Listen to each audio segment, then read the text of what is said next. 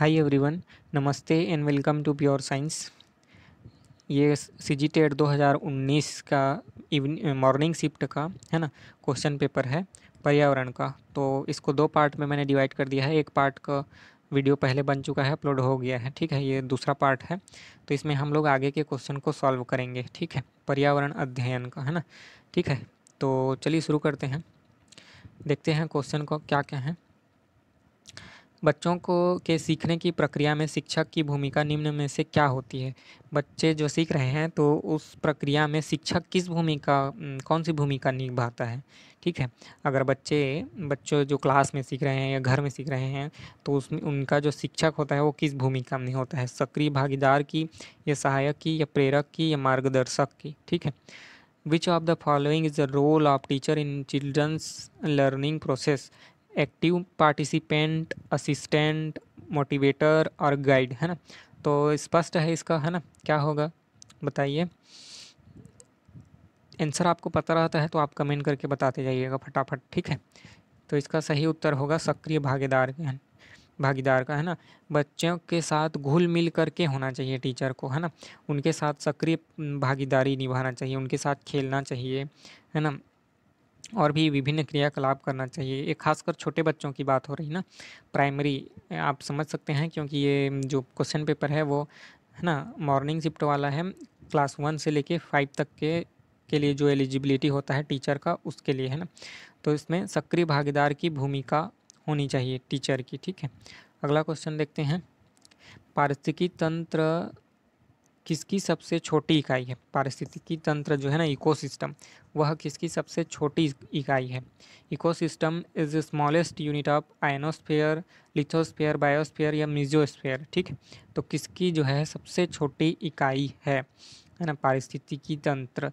ठीक है, तो आप देख ही सकते हैं, इसका सही उत्तर है बायोस्फीयर, है ना, जैव मंडल का, है ना, मतलब जहाँ पर जीवन होता है। ठीक है, आयनोस्फीयर, लिथोस्फीयर, मिजोस्फीयर, इसमें जीवन होना जरूरी तो नहीं है, ठीक है, लेकिन बायोस्फीयर में जीवन होता है और उसी का इकोसिस्टम एक स्मॉल, है ना, स्मॉलेस्ट सबसे छोटी इकाई है इकोसिस्टम किसकी, तो बायोस्फीयर की, है ना। आयनोस्फीयर में तो सिर्फ आयन पाए जाते हैं, ठीक है, ये सबसे ऊपर में, मतलब बहुत ऊपर में सिर्फ आयन आयन पाए जाते हैं। मीजोस्फीयर मध्यमंडल है ना, यहाँ भी गैस और विभिन्न प्रकार के रेडिएशन, ये सब आयन और मॉलिक्यूल पार्ट एटम पाए जाते हैं, ठीक है। बायोस्फीयर जो है ना, जैव जीवित पदार्थ पाए जाते हैं, ठीक है, बायोस्फीयर में। अगला क्वेश्चन देखते हैं। निम्नलिखित में से कौन सा कौशल सर्वथा भिन्न है। कौन सा कौशल जो है सर्वथा भिन्न है, अलग है। साइकिल चलाना, तैरना, भाषा सीखना, बच्चों का चलना सीखना। तो इनमें से 3 ठो ना एक ही टाइप के हैं, और लेकिन एक जो है अलग है, ठीक है। तो आप देख के ही बता सकते हैं ना कौन सा चीज़ अलग है। Which of the following skill is entirely different from the others, है ना, ऐसे बोल सकते हैं। अन्य तीनों से एकदम अलग है।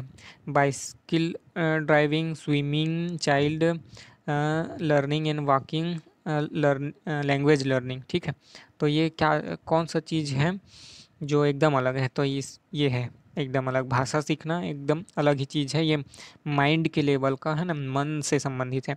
अब देखिए इसमें चलना सीखना, तैरना सीखना, है ना, और साइकिल चलाना सीखना, ये एक टाइप के फिजिकल एक्टिविटी टाइप के हैं, ठीक है। भाषा सीखना एकदम अलग है, ठीक। तो option C is the correct answer. अगला क्वेश्चन है। निम्न में से किस विधि से छात्रों को जानकारी पेश करने के लिए प्रोत्साहित किया जा सकता है। निम्नलिखित में से किस विधि से छात्रों को जानकारी पेश करने के लिए प्रोत्साहित किया जा सकता है। चित्र बनाकर या तालिकाएं बनाकर या प्रक्रियाओं के प्रवाह रेखा चित्र बनाकर, है ना, ड्राइंग फ्लो चार्ट बना करके, है ना, या उपरोक्त सभी को बना करके। ठीक है, तो सीधा सा उत्तर मिल जाएगा, आप, है ना, थोड़ा सा ध्यान देंगे तो कमेंट करके बताइए क्या होगा सही उत्तर, ठीक है। By which of the following method student can be motivated to present information. ठीक है, by drawing figure, by drawing table, by drawing flow chart of process, all of the above. ठीक है, सीखने के लिए उत्साह है ना, प्रोत्साहित करने के लिए ये सभी चीज़ें ज़रूरी है ना। डायग्राम भी बनाना, टेबल बनाना और फ्लो चार्ट बनाना, ये सभी चीज़ें ज़रूरी हैं, ठीक है, ये सभी चीज़ें करनी चाहिए, ठीक है। अगला क्वेश्चन देखते हैं, निम्न में से कौन रचनावादी ढंग से सीखने की प्रक्रिया का भाग नहीं है? रचनावादी ढंग से सीखने की ना, ठीक है, इस टर्म को आप ध्यान से पढ़ते जाइएगा, सुनते जाइएगा, ठीक है। वहाँ पर एक टर्म का ही मेन महत्व होता है, मुद्दा होता है, ठीक है, वही इम्पोर्टेंट होता है। क्या बोल रहा है? रचनावादी ढंग से सीखने की प्रक्रिया का भाग नहीं है, ठीक है। तो देखिए ऑप्शन दिए हुए हैं, कार्य करने में ज़्यादा जानकार व्यक्ति से मदद नहीं मिलती है, कार्य करने में ज़्यादा जानकार व्यक्ति से मदद नहीं मिलती है, कार्य करने में खुद की मदद, कार्य सहज हो जाता है, प्रक्रिया का उपयोग बार बार किया जाता है, ठीक है। रचनावादी ढंग से सीखने की प्रक्रिया का भाग नहीं है बोल रहा है, ठीक है। Which of is not following is not a part of constructivism method of learning to work, help is not available from learned person, self help to work become easy, methodology is used repeatedly, ठीक है। तो इसका सही उत्तर कौन सा होगा? Option A, है ना, कार्य करने में ज़्यादा जानकार व्यक्ति से मदद नहीं मिलती है, तो यह सीखने की प्रक्रिया का भाग नहीं है, ठीक है। अगला क्वेश्चन, सर्वेक्षण एवं विश्लेषण से बच्चों की पर्यावरण के बारे में समझ को जाना जाता है, ठीक है। यह जानने वाली समझ निम्न में से कौन सी है? सर्वेक्षण विधि और मतलब विश्लेषण, है ना, एनालिसिस, ठीक है, और सर्वे एंड एनालिसिस, ठीक है। ध्यान से देखना, महसूस करना, याद रखना, उपरोक्त सभी, ठीक है।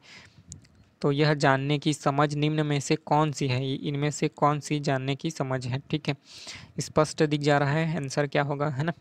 Children's understanding about environment is assessed by survey and analysis. Which of the following understanding is assessed? To careful watching, to feel, to remember, all of the above. तो सही उत्तर क्या होगा? All of the above, है ना, उपरोक्त सभी, ठीक है, उपरोक्त सभी उत्तर। अगला क्वेश्चन,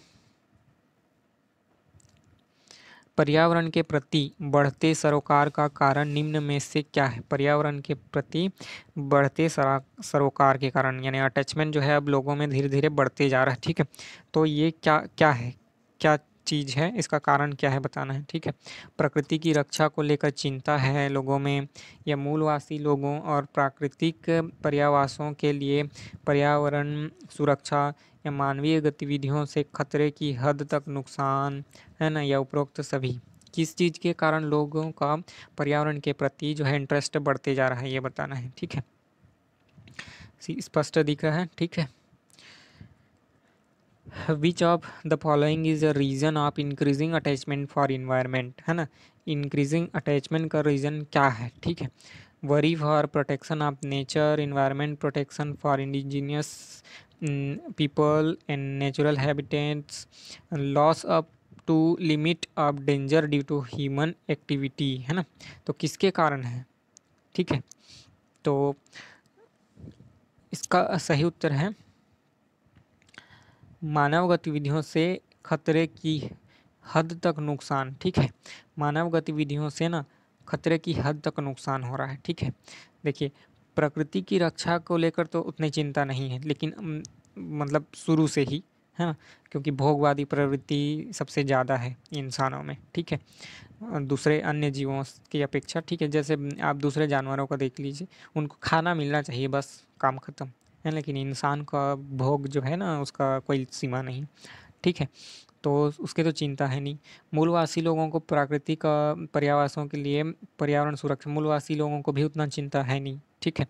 जैसे अभी बक्सवाहा के जंगल की जो कटाई के लिए, है ना, कंपनी हीरा खोदने के लिए काटने वाली थी, है ना, कई लाख पेड़ों को, तो उसमें भी मूलवासियों से पूछा गया तो उनको तो चाहिए कंपनी आएगा तो रोजगार मिलेगा, है ना, और सुख सुविधा मिलेगा, ऐसा है, तो ये ज़्यादा उनको नहीं चाहिए, ठीक है। लेकिन कोई कोई सोच रहे हैं कि जो हम लोग जो नुकसान कर रहे हैं प्रकृति का, वो ना एकदम मतलब खतरे की हद तक नुकसान कर रहे हैं, तो इसीलिए ना ये पर्यावरण के प्रति जो है इंटरेस्ट अब बढ़ रहा है लोगों में धीरे धीरे कि ये इतना नुकसान नहीं करना चाहिए। ठीक है, अगला देखते हैं।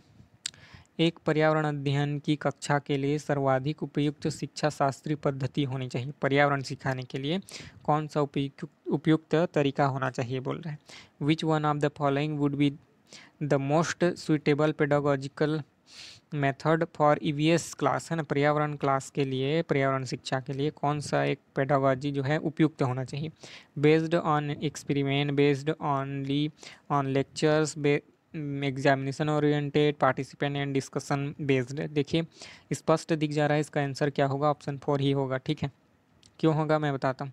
केवल प्रयोगों पर आधारित तो ये विज्ञान के लिए ज़्यादा बेटर है। ठीक है, केवल व्याख्यानों पर आधारित ये मतलब सिर्फ बोलने बोलने प्रवचन टाइप का, उसके लिए ठीक है। ठीक है, पर्यावरण के लिए ठीक नहीं है। परीक्षा उन्मुखी सिर्फ एग्जाम लेना ये भी सही नहीं, परीक्षण कर करके देखना ये विज्ञान के लिए ज़्यादा सही है। ठीक है, परीक्षण प्रयोग उसके आधार पर डिस्कस वो निकालना, रिजल्ट निकालना, ये विज्ञान के लिए ठीक होता है। ठीक है, लेकिन भागीदार बन करके, या जैसे पेड़ लगाने के लिए, पेड़ के बारे में बताना है तो उनको पेड़ लगाने के लिए खुद को बोलना चाहिए बच्चों को। ठीक है, उन पर प्रदूषण कम करें इसके लिए प्रेरित करना चाहिए, इस प्रकार से, है ना, उनको खुद का भागीदारिता होनी चाहिए और उनको चर्चा करने के लिए मुक्त छोड़ देना चाहिए कि डिस्कस करें कि पर्यावरण प्रदूषण हो रहा है, इस पर चर्चा करें और विभिन्न, है ना, मुद्दों पर चर्चा करें। ठीक है, अगला क्वेश्चन देख लेते हैं।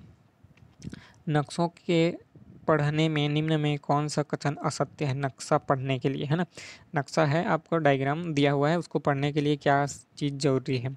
नक्शे में नज़रिए का असर होता है, नक्शे में संकेत होते हैं, नक्शे में पैमाना होता है, नक्शा द्विविमीय होता है। ठीक है, तो इसका सही उत्तर क्या होगा, ठीक है, बताइएगा। विच of the following statement is wrong, है ना, गलत है बोल रहा है, असत्य है ना। अबाउट रीडिंग ऑफ मैप, है ना, मैप और अफेक्टेड बाय विजन, मैप और कंसिस्ट ऑफ सिग्नल, मैप्स और कंसिस्ट ऑफ स्केल, मैप्स और 2 डायमेंशनल। ठीक है, तो देखिए सही उत्तर क्या होगा, मतलब असत्य बोल रहा है ना, असत्य एक चीज़ जो है असत्य है, तो ये ऑप्शन ए ही असत्य है। ठीक है, maps are affected by vision, अलग अलग लोगों के विज़न से अफेक्ट होता है, या मतलब अलग अलग एंगल से देखने से अफेक्ट होता है बोल रहे थे, ऐसे कैसे होता नहीं होता है। ठीक है, नक्शे में संकेत बने होते हैं, बिल्कुल सही है। नक्शे में पैमाना बना होता है, ये भी सही है ना, कितना जो नक्शा का जो दूरी है वो कितना किलोमीटर है, इस प्रकार से पैमाना बना होता है। और नक्शा 2 डायमेंशनल होता है ना, ऐसा 2 विमी में होता है। ठीक है, 1 डायमेंशनल ऐसे लाइन वाले को बोला जाता है जिसमें सिर्फ लाइन हो, है ना, और 2 डायमेंशनल मतलब ऐसा लंबाई हो और चौड़ाई भी हो, उसको बोला जाता है। तो ठीक है, नक्शा द्विविमीय भी होता है। तो ये तीनों सही हैं, लेकिन पहला जो है ऑप्शन ए जो है गलत है, इसलिए option A is the correct answer. ठीक है, अगला क्वेश्चन देखते हैं। आवासीय पुनर्वास केंद्रों द्वारा निम्नलिखित में से कौन से उपचार दिए जाते हैं। आवासीय पुनर्वास केंद्रों द्वारा, है ना, निम्नलिखित में से कौन से उपचार दिए जाते हैं। सामूहिक कार्य किए जाते हैं, मनोवैज्ञानिक हस्तक्षेप किए जाते हैं, सामाजिक कुशलता का प्रशिक्षण किया जाता है, उपरोक्त सभी किए जाते हैं। ठीक है, which of the following are treatment offered by residential rehabilitation group centres, group work, psychological intervention, social skill training, all of the above. तो ये सभी किए जाते हैं जब, ठीक है, पुनर्वास केंद्र स्थापित किए जाते हैं तो ये सभी काम किए जाते हैं, सामूहिक कार्य किए जाते हैं, मनोवैज्ञानिक हस्तक्षेप, है ना, सामाजिक कुशलता का प्रशिक्षण भी दिया जाता है, ये सभी किए जाते हैं। Option D is the correct answer. अगला क्वेश्चन देखते हैं। एक खाद्य श्रृंखला में मनुष्य क्या है। ठीक है, खाद्य श्रृंखला है कोई, है ना, उसमें मनुष्य को किस कैटेगरी में आप रखते हैं, क्या चीज़ है वो। ठीक है, in a food chain humans are producer हैं, या प्राइमरी कंज्यूमर हैं, सेकेंडरी कंज्यूमर हैं, या प्राइमरी सेकेंडरी दोनों कंज्यूमर हैं। ठीक है, तो एक मनुष्य है, किस कैटेगरी में आप रखेंगे। उत्पादक तो है नहीं, है ना, मतलब खुद हम प्रोड्यूस नहीं करते, है ना, वो तो पेड़ पौधे करते हैं। ठीक है, प्राथमिक उपभोक्ता यानी जो उत्पाद है उसको हम खाते हैं, उत्पादकों को हम खाते हैं और फिर हमको कोई और खाता है। ठीक है, तो ये भी है, और द्वितीयक उपभोक्ता भी है हम लोग, है ना, क्योंकि जैसे कि उत्पाद है यानी पेड़ पौधे, है ना, उत्पादक हैं, पेड़ पौधे उत्पादक हैं। अब वो पेड़ पौधों को बकरी लोग खाते हैं, मुर्गी लोग खाते हैं, ठीक है। अब बकरी मुर्गी को हम भी खाते हैं, यानी हम द्वितीयक उपभोक्ता भी हो गए, ठीक है। ठीक, तो हम प्राथमिक और द्वितीयक दोनों हैं, इसलिए option D is the correct answer. Option D is the correct answer कि मनुष्य एक प्राथमिक और द्वितीयक दोनों उपभोक्ता है, ठीक है। ऑप्शन डी सही उत्तर है। अगला क्वेश्चन, सामाजिक अध्ययन में से निम्न बात पर विज्ञान से अलग है। सामाजिक अध्ययन जो है विज्ञान से किस प्रकार अलग है, किस सेंस में अलग है, ये बताना है, ठीक है। जो सामाजिक अध्ययन विषय है ईवीएस, वो नहीं सोशल स्टडीज़, वो विज्ञान यानी साइंस से किस प्रकार अलग है। In which of the following mean social science is different from science. Science से सोशल साइंस किस प्रकार अलग है, ये बताना है हमको, ठीक है। कार्य कारण के मध्य संबंध खोजना, तुलना करना, तार्किकता, निरंतरता एवं बदलाव की प्रक्रिया को समझ पाना, किस चीज़ में साइंस जो है सोशल साइंस से अलग है, ठीक है। सही उत्तर है ऑप्शन डी, है ना।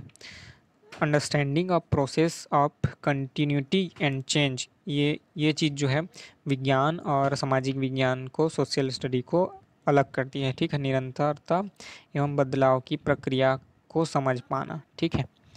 लास्ट क्वेश्चन है, किसी कारखाने में कार्य करने के लिए खाली स्थान से कम उम्र के बच्चों को नियुक्त नहीं किया जा सकता। सीधी सी बात है ना। आप आंसर बता सकते हैं, कमेंट करके बताइएगा पता है तो।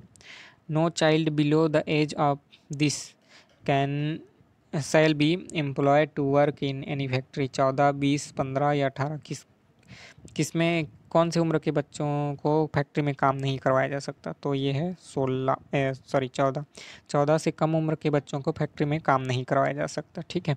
14 से अधिक उम्र के बच्चों को काम कराया जा सकता है, लेकिन उससे कम उम्र के बच्चों को काम नहीं कराया जा सकता। याद रखिएगा, फैक्ट्री में 14 वर्ष से कम उम्र के बच्चों को बाल श्रम या बाल मजदूर बोला जाता है, ठीक है, उसको काम नहीं कराया जा सकता, ठीक है। तो यह कंप्लीट हुआ पर्यावरण वाला पार्ट। नेक्स्ट अगले वीडियो में हम लोग और किसी सब्जेक्ट के, है ना, किसी पेपर को सॉल्व करेंगे, तो बने रहिए हमारे साथ। मिलते हैं अगले वीडियो में, तब तक के लिए नमस्ते, धन्यवाद। कोई भी डाउट हो तो आप कमेंट करके पूछ सकते हैं, या कोई सजेशन देना हो तो बता सकते हैं। मिलते हैं अगले वीडियो में, धन्यवाद।